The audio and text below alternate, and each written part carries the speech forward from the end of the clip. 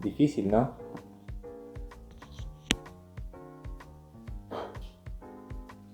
Creo que así está mejor. ¿Cómo están, amigos? Nosotros somos el colectivo Mediarte.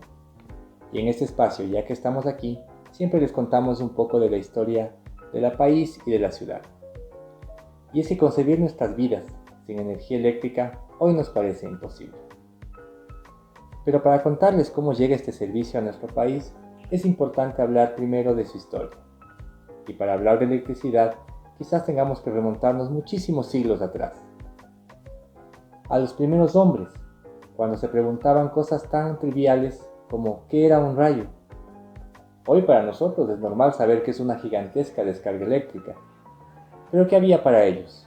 Un sinnúmero de preguntas que seguramente no pudieron contestarse. Pero hay que viajar en el tiempo 600 años antes de Cristo, a Grecia, donde uno de sus pensadores, Tales de Mileto, ya se hacía ciertos cuestionamientos, cuando tenían una piedra, el ámbar. Bueno, que más que una piedra, era resina vegetal petrificada. Esta piedra, al ser frotada con otro material, tenía la habilidad de atraer pequeños objetos tan simples como la pluma de un ave. Al ámbar, los griegos la llamaban electrón. Pero pasaron mucho tiempo, y fue a finales del siglo XVII cuando William Gilbert, un estudioso, utiliza por primera vez en uno de sus tratados la palabra electricidad para denominar a esta extraña fuerza, en honor al ámbar, utilizado por los griegos. Pasaría algún tiempo hasta que en 1746 Otto von Guericke inventa el primer generador de electricidad estática, comenzando esta carrera por descubrir la utilidad de esta magnífica fuerza. Es así que Michael Faraday, con su famoso disco de Faraday, es el que antecede a la creación del dínamo. Pero a él le ocurrió algo muy peculiar. En una de sus explicaciones, alguien le dijo, sí, nos parece muy interesante, pero ¿para qué sirve? Y es que la utilidad que se le daría con el tiempo a la electricidad sería historia de otra vez. Pues hay inventores o científicos que no podríamos dejar de mencionar, como Alexander Graham Bell, como Samuel Morse, pero eso lo hablaremos en otra ocasión. Ahora vámonos a 1879, cuando uno de los principales científicos e inventores de los Estados Unidos, Thomas Alva Edison, inventa la primera bombilla incandescente de uso comercial, y esto cambiará diametralmente la historia de la electricidad.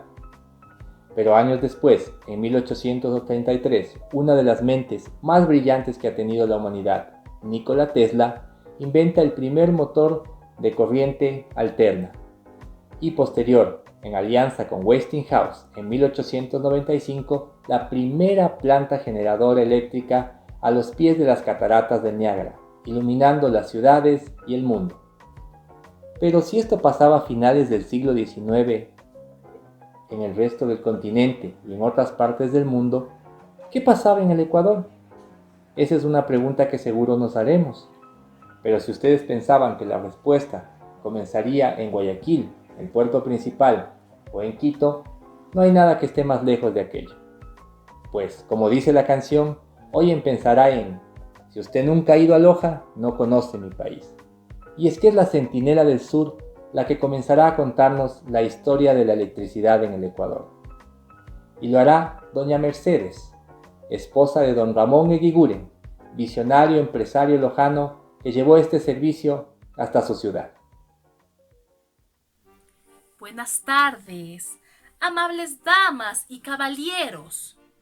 Pido mil disculpas a nombre de mi esposo, pero por asuntos de trabajo no ha podido acompañarme. Pero bueno, siéntanse cómodos y sean todos bienvenidos.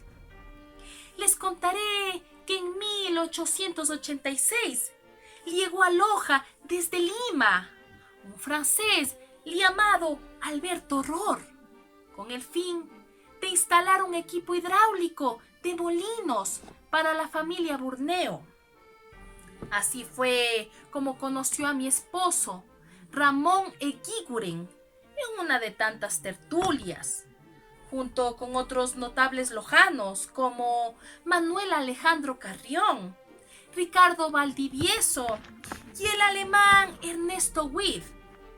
Juntos fundaron la Sociedad Luz Eléctrica el 3 de abril de 1897, con la finalidad de generar y comercializar energía eléctrica en nuestra ciudad.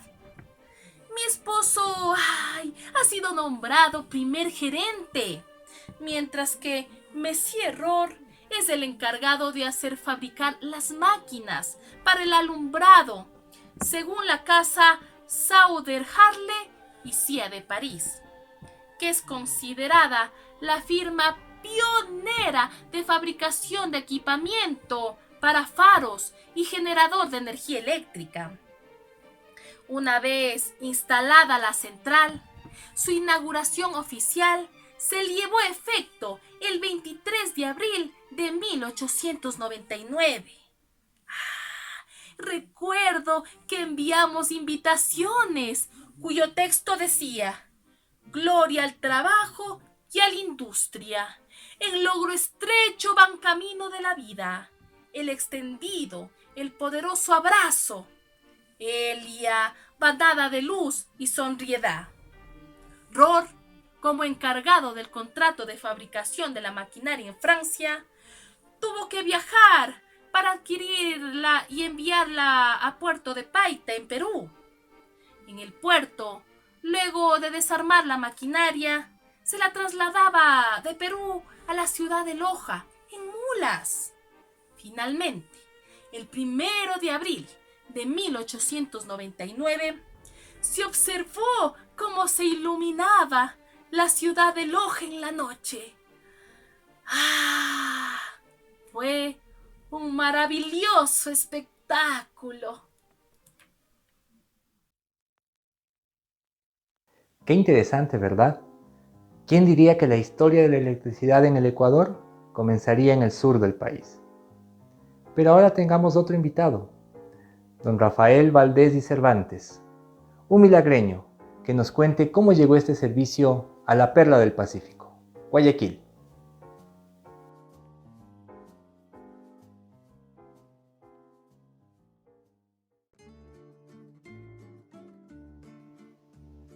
¿Cómo están? Un gusto saludarlos. Mi nombre es Rafael Valdés Cervantes. Aunque tengo acento costeño, yo soy oriundo de Ibarra, pero ya de tantos años viviendo aquí en la costa se me ha pegado el acentito. Sabrán disculpar ustedes. Después del terremoto de 1868, algunos ibarreños tuvimos que emigrar y venimos a la costa a buscar una nueva vida. Y yo me asenté aquí en Milagro, donde en 1877 compré la hacienda de San Jacinto de Chirijo para instalar el ingenio azucarero Valdés, actividad a la que me dedico hasta el día de ahora. Fue en este lugar donde en 1888 hicimos algunas pruebas para ver si era factible instalar una planta que pudiera dotar de electricidad tanto a la hacienda como también a la ciudad de Guayaquil. Pero lastimosamente las pruebas no dieron buenos resultados y tuvimos que esperar varios años hasta que en 1896 un acaudalado empresario lojano, Manuel de Jesús Alvarado, instaló la primera planta de alumbrado eléctrico en el puerto principal. Años más tarde se asoció con otro lojano, Ulpiano Bejarano Aguirre, y juntos fundaron la empresa Alvarado y Bejarano, que posteriormente en 1905 vendieron esta concesión a la empresa de electricidad y fuerza eléctrica. Finalmente, en 1925, tuvieron que vender la concesión al conglomerado estadounidense de Electric Bond and Share Company, predecesor de la conocida General Electric. Fue así como se dio inicio a la historia de la luz eléctrica en la Perla del Pacífico.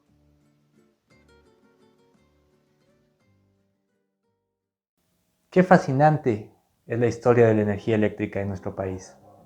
Pero hemos dejado para el final contarles sobre cómo llega este servicio a nuestra capital. Y es que en 1894, mediante decreto legislativo, se otorga la concesión de este servicio a dos ilustres ciudadanos: a don Manuel Gijón y a don Julio Urrutia. Ambos pensaban colocar plantas generadoras de energía eléctrica en ciudades como Quito, Ambato, Riobamba y Loja. Pero no es un año más tarde, hasta 1895, que la luz eléctrica llega a la capital. Pero de manera particular lo podríamos decir, pues con un pequeño motor se ilumina la casa de don Manuel Gijón, ubicada en la calle Venezuela y Sucre, y la parte baja se encontraba su negocio, la botica norteamericana. Posteriormente él extiende el servicio colocando 4 focos de arco voltaico en la Plaza de San Francisco. ¿Se pueden imaginar ustedes la Plaza de San Francisco tan solo con 4 focos? Seguramente no era una gran iluminación, pero sí algo muy llamativo para la gente de aquella época. 2 años más tarde, en 1897, se une a estos 2 visionarios otro más, Víctor Gangotena, y entre los 3 forman La Eléctrica, importando una planta generadora de energía de 200 kilowatts, que colocan en Chimbacalle, muy cerca del río Machanga. Lo que hacen con esta planta es iluminar en la noche la iglesia de la compañía y posteriormente, con 60 lámparas de arco voltaico, dar alumbrado público. Estas 60 lámparas serían sustituidas después por 500 lámparas incandescentes. En 1900, y buscando acrecentar su empresa, buscan inversión extranjera y la obtienen en Estados Unidos, donde nace The Quito Electric Light and Power Company, con capital en su mayoría estadounidense y la empresa formada en este país. Con ella logran comprar terrenos en Hacienda Infiernillos, en Guápulo, también cerca del río Machangara, y ahí colocan una segunda planta generadora de 200 kilowatts. Y así es como el servicio de energía eléctrica se venía dando en nuestra ciudad, hasta que en 1937 el Cabildo de la ciudad crea la Empresa Eléctrica Municipal. Y esta empresa eléctrica ya tiene fines y ambiciones mucho más grandes. Logran importar un motor que generaría 3.400 kilowatts, colocado ¿dónde? En Huangopolo, y que en aquel tiempo daría servicio a un aproximado de 10.000 abonados.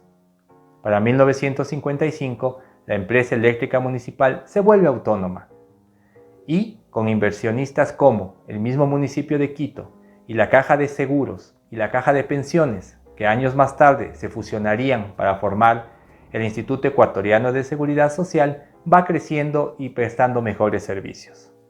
Con el pasar de los años y la llegada del Estado a invertir en zonas estratégicas, nace lo que actualmente conocemos como Empresa Eléctrica Quito.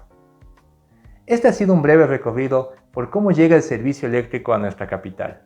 Ha sido muy interesante cómo ver hombres visionarios trabajaron mucho para lograr que llegue hasta nuestros días.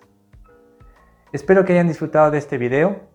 No se olviden suscribirse a nuestras redes sociales.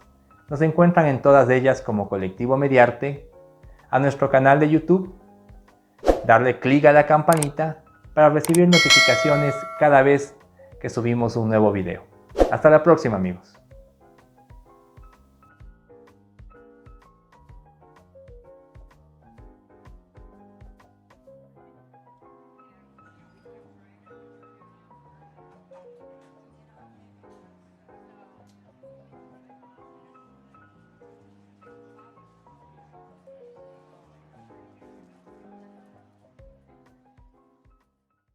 No se olviden de seguirnos en nuestras redes sociales, suscríbanse a nuestro canal, denle clic a la campanita para recibir notificaciones cada vez que tengamos un video nuevo.